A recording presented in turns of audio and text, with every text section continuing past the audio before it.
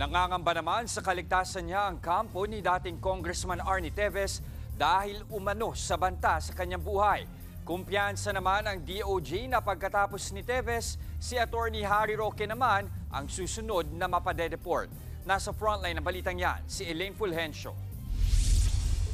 Pasado alas 12 kahapon nang dumating sa NBI detention facility sa Bilibid si dating Congressman Arnie Teves matapos ipadeport mula Timor-Leste. Kasamang naghatid sa kanya ang kanyang ina at abogado. Bilang proseso, sumailalim muli siya sa booking procedure. Saka agad dinala sa kanyang selda. Ayon sa abogado ni Teves na si Attorney Ferdinand Topacio, maayos ang kondisyon ng dating kongresista na may maliit na CR, electric fan at may isang kasama sa selda. Pero ang kinakabahala nila ang banta umano sa buhay ni Teves. Hanggang naririto siya ay safe po siya. Sana lang wag ilagay sa isang detention facility na hindi siya safe. Hindi naman dahil sa tayo ay humihingi ng special treatment, kundi meron pong peculiar circumstances si Congressman Teves na wala naman po sa ibang mga bilanggo. Tiniyak naman ng NBI na walang magiging special treatment sa dating mambabatas.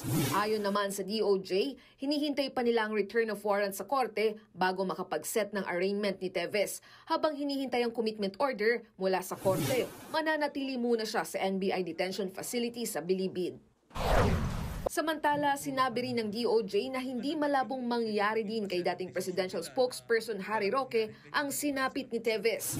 Posible raw maipadeport pa rin mula sa Netherlands si Roque kahit naghain siya ng asylum doon dahil may nakabinbin siyang arrest warrant dito dahil sa kasong qualified human trafficking, kaugnay ng iligal na operasyon ng Pogo ng Lucky South 99 sa Porac, Pampanga.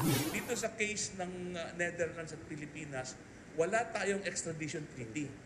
Pero hindi ibig sabihin yan na hindi natin mapapabalik ang dating spokesperson Harry Roque.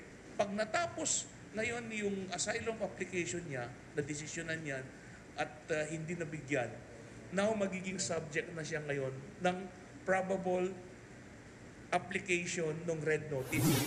Giit naman ni Roque, sinabi nito na mahihirapan ng gobyerno na pauwiin siya sa Pilipinas. Protektado raw siya ng European Convention on Human Rights bilang asylum seeker sa Netherlands. Kaya hindi siya pwedeng ipadeport hanggat pinoproseso ang kanyang asylum. Nagbabalita mula sa frontline. Elaine Fulgencio, News 5. Mga kapatid, Jess De Los Santos po. Iba na ang may alam at may pakialam sa panahon ngayon. Para sa tuloy-tuloy na balitaan sa Frontline kahit weekend, mag-follow at mag-subscribe sa social media pages ng News 5.